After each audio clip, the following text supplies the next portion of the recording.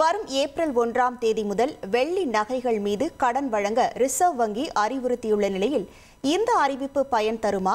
எதிர்பார்த்த தொகை வெள்ளி கடனில் கிடைக்குமா?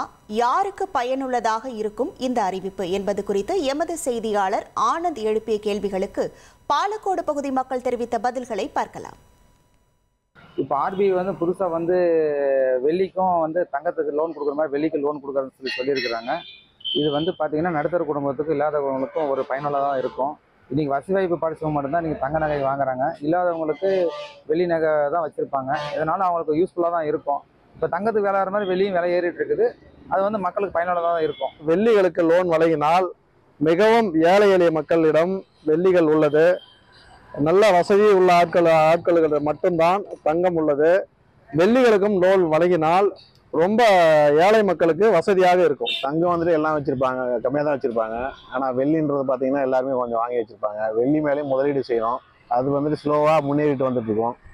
10 வருஷத்துக்கு முன்னாடி வெள்ளி மேலே அவ்வளோ ஆர்வம் யாருக்கும் இல்லை. ஆனால் இப்போ புதியதாக வெள்ளி விலை அதிகமாக போயிட்டதால் எல்லாரும் வெள்ளி மேலே ஒரு ஆர்வம் ஏற்பட்டுட்டு வருது. இது ஒரு நல்ல ஒரு முன்னேற்றம் தான். வெள்ளி விவசாயிகளுக்கு வெள்ளி தங்கத்தை கொடுக்குறாங்க, கிராமங்களுக்கு கொடுக்குறாங்க. வெள்ளி கொடுக்குறது வெள்ளிக்கு யாரும் எடுக்கிறதில்ல. ஆனால் இப்போ வெள்ளி திட்டங்கள் அழிச்சது நல்ல திட்டங்கள் தான். ஏழை மக்களுக்கு கடைக்கார தொழில்களுக்கு எல்லாமே நல்ல திட்டங்கள் இது. வெள்ளி நகைகளுக்கு கடன் வழங்க ரிசர்வ் வங்கி அறிவுறுத்தியுள்ள நிலையில் இந்த அறிவிப்பு பயன் தருமா என்பது குறித்து பாலக்கோடு பகுதி மக்கள் தெரிவித்த கருத்துக்களை பார்த்தோம். இனி செல்லும் இடமெல்லாம் செய்தி. தந்தி டிவியின் வாட்ஸ்அப் சேனலை ஃபாலோ பண்ணினா செல்ல இருக்கும் இடமெல்லாம் செய்தி.